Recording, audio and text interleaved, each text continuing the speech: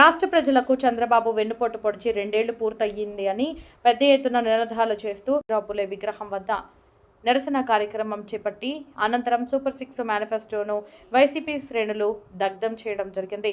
ఈ సందర్భంగా వైసీపీ పట్టణ అధ్యక్షులు గొర్లా శ్రీను మాట్లాడుతూ పార్టీ అధినేత జగన్మోహన్ రెడ్డి పిలుపు మేరకు నేడు నియోజకవర్గ వ్యాప్తంగా ప్రతి మండలంలో టౌన్లో ఈ కార్యక్రమాన్ని పెద్ద ఎత్తున నిర్వహించడం జరుగుతుందని తెలియజేశారు. ఈ వైసీపీ నాయకులు ఎంపీ నారాయణరెడ్డి, లోయ రాజేష్, షేక్ బాజీ, దుడ్డు చిన్న, చింతల భాస్కర్ రావు మరియు వైసీపీ నాయకులు, కార్యకర్తలు, మహిళలు పెద్ద సంఖ్యలో పాల్గొన్నారు.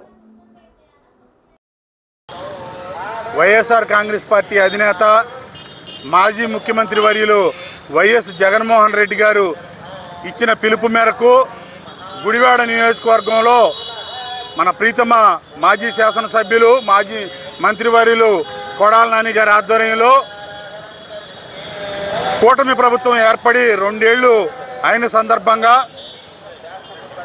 వెన్నుపోటుకు 2 ఏళ్ళు అనే కార్యక్రమాన్ని ఈరోజు స్థానిక మెయిన్ రోడ్లో వేంచేసి ఉన్న జ్యోతిరావు పూలే మరియు సావిత్రిబాయి పూలే దంపతుల విగ్రహం వద్ద మా వైఎస్ఆర్ కాంగ్రెస్ పార్టీ నాయకులు, కార్యకర్తలు, అభిమానుల సమక్షంలో నిరసన తెలియజేయడం జరుగుతూ ఉంది.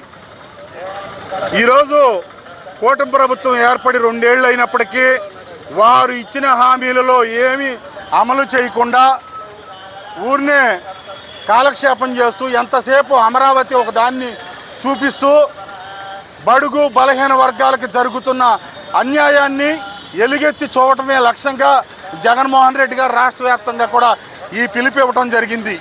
అధికారంలోకి వచ్చిన తర్వాత డ్వాక్రా మహిళలకి రుణమాఫీ, వడ్డీ మాఫీ అని చెప్పి ఎన్నో కళ్ళబొల్లి మాటలు చెప్పారు. 2 ఏళ్ల నుంచి ఈరోజు అక్క చెల్లెమ్మలు, డ్వాక్రా అక్క చెల్లెమ్మలు అందరూ కూడా కంట తడి పెట్టుకుని ఏడుస్తూ ఉన్నారు. ₹1 ₹10 బిళ్ళ కూడా వడ్డీ కూడా కనీసం మాఫీ చేయలేని పరిస్థితుల్లో ఈ రాష్ట్ర ప్రభుత్వం ఉంది. అంతేకాకుండా విద్యార్థులకి ఫీజు రీఎంబర్స్మెంటు,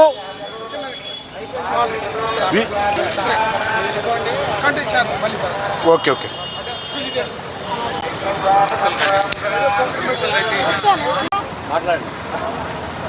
అందరికీ నమస్కారం.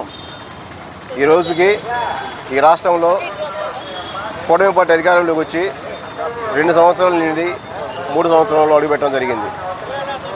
ఇచ్చిన ఏం హామీ కూడా నెరవేర్చకుండా అలివిగానే హామీలు ఇచ్చి అనేక అబద్ధాలతో అధికారంలోకి వచ్చి ఏ ఒక్కటి కూడా ఇవ్వకుండా ప్రతిదీ మసిపూసి మాడికాయ చేసే విధంగా ఈ ప్రభుత్వం నడుస్తూ ఉంది. దాంట్లో భాగంగానే వెన్నుపోటు కార్యక్రమం మరి పార్టీ పిలుపు మేరకు గుడివాడలో కొడాల నాని గారి నాయకత్వంలో వైఎస్ఆర్ కాంగ్రెస్ పార్టీ ఆధ్వర్యంలో ఈరోజు ఈ నిరసన కార్యక్రమం చేయడం జరిగింది. ఎందుకంటే ఈ ప్రభుత్వం మీద ఎంత విమర్శించినా కానీ సద్గుణంగా తీసుకునే పరిస్థితి లేదు. బాబు ఫీజు రీయింబర్స్మెంట్ రాలేదు అంటే బాబాయ్ వచ్చి అంటారు. రైతులు ఇబ్బంది పడుతున్నారు, గిట్టుబాటు ధర ధాన్యానికి డబ్బులు లేవు, పంట లేదు, రోడ్డు మీద పారబోస్తున్నారు బాబు అంటే తల్లి చీళ్ళు అంటారు. హాస్పిటల్లో మరి వాళ్ళకి డబ్బులే కొట్టేశారు, నెట్వర్క్ హాస్పిటల్కు డబ్బులు ఇవ్వండి బాబు అంటే మరి కోడికైతే అంటారు. ఏ ఒక్కటి కూడా ప్రజా సమస్య మీద స్పందించకుండా ప్రజలకు అవసరం లేని ఎవరు ఏ ప్రశ్నించినా కూడా వాళ్ళ మీద అక్రమ కేసులు పెట్టడం.